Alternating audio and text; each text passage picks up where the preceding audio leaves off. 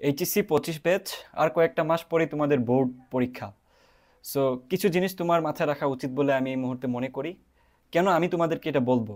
কারণ আমি নিজে এসএসসিতে এ প্লাস পাই এবং এইচএসসিতে এ প্লাস পাই।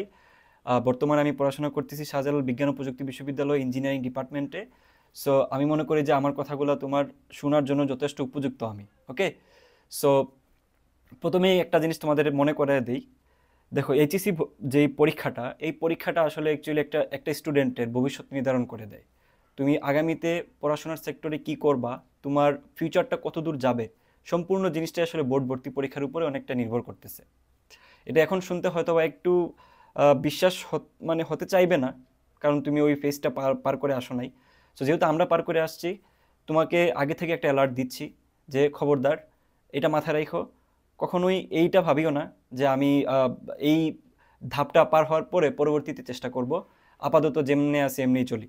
হ্যাঁ, ফোকাস থাকার দরকার নাই, কিংবা যেই কাজগুলো এখন করতেছি পড়াশোনা বাদ দিয়ে ওই কাজগুলোতেই মন দিই। হ্যাঁ, পড়াশোনা পাওয়া যাবে, চিল থাকি, কুল, হোয়াটসঅ্যাপ ব্রো, হ্যাঁ প্যারা নাই। এটা করিও না। এটা করলে তুমি যখন মানে ভর্তি পরীক্ষাটা ফেস করবা আর কয়েকটা মাস পরেই, বোর্ড পরীক্ষার পরে, তখন যা দেখবা যে লাইফের সব থেকে বড় ভুলটা তুমি করে ফেলছো। তখন এসে পিছনে তুমি তোমার ওই ভুলটা ঠিক করতে পারবা না। তুমি চাইলে তোমার রেজাল্টটাকে ঠিক করতে পারবা না। এই রেজাল্টের কারণে তুমি নানান জায়গায় বসতেও পারবা না, ভর্তি পরীক্ষা এলিজিবল হবা না। সো যে জায়গা থেকে তুমি আগেই পিছিয়ে যাবা, ওই জায়গাটা থেকে তুমি এই মুহূর্তে যেহেতু কাজ করার আছে, তুমি কেন করবা না? সো তোমাদেরকে আমি কয়েকটা পয়েন্ট বলবো, যে এই কয়েকটা পয়েন্ট মাথায় রাখো, ওইভাবে করে পড়াশোনা করার চেষ্টা করো, ইনশাল্লাহ তোমার ভালো একটা রেজাল্ট অর্জন হবে। ফার্স্ট অফ অল, এই মুহূর্ত থেকে একটা রুটিন বানাও। কিসের রুটিন? রুটিনটা হবে উইকনেস ভার্সেস স্ট্রং পয়েন্ট। তুমি এতদিন যা পড়ছো, যা পড়ো নাই, এই দুইটা জায়গার হচ্ছে একটা ডিফারেন্স তৈরি করতে হবে। কিভাবে? এটা রেসপেক্টিভ হচ্ছে বোর্ড বোর্ড পরীক্ষা যে কোয়েশ্চেনগুলো আসে, অর্থাৎ টেক্সট পেপার হাতে নাও, নিয়ে বিগত বছরের কোয়েশ্চেনগুলো তুমি না বুঝে বুঝে সলভ করা শুরু করে দাও।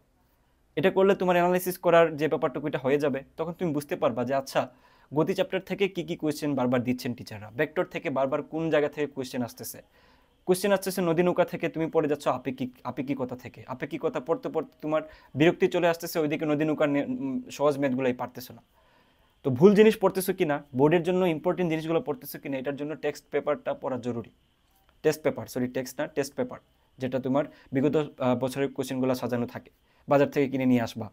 হ্যাঁ, এই হচ্ছে ব্যাপার। সেকেন্ড যেটা, সেটা হলো পরীক্ষা না দেওয়া। ধরো তোমার সৃজনশীল লেখার যে পেপারটুকু, কিংবা তোমার ফিজিক্স কেমিস্ট্রি ম্যাথের ক্ষেত্রে একটা টাইমের ভিতরে তোমার সৃজনশীলগুলো তোমাকে দিয়ে আসতে হয়। তো এটা তুমি ভালো মতো ফেস করবা পরীক্ষার হলে যায়। তুমি শুধু সলভ করে যাচ্ছ, কিন্তু সময়ের ভিতরে পারতেছো কিনা একটা বড় ব্যাপার। তুমি যখন পরীক্ষা হলে বসবা, যায় দেখবা যে তুমি মোটামুটি সব পারতেছো, সব পারতা, কিন্তু তুমি আসলে সময়ের ভিতরে কাভার করে দিয়ে আসতে পারতেছো না। আলটিমেটলি কিন্তু রেজাল্ট সেমই থাকতেছে, তুমি পারো কি পারো না এটা ম্যাটারই করতেছে না। সো এই জন্য তোমাকে সময়ের যে ব্যাপারটুকু এটা মাথায় রাখার জন্য যে কোনো একটা এক্সাম বেছে ভর্তি হবা। এটা এসিএস হইতে পারে, উদ্ভাস হইতে পারে, যেটা তোমার পছন্দ হয় ওটাতে ভর্তি হবা, বুঝছো? যেটাতে তোমার সুইটেবল তোমার কাছে মনে হয় ওইটাতে ভর্তি হবা। অথবা টেস্ট পেপার বাজার থেকে কিনে নিয়ে এসে মডেল টেস্ট নিজে বাসায় বসে পরীক্ষা দিতে পারো।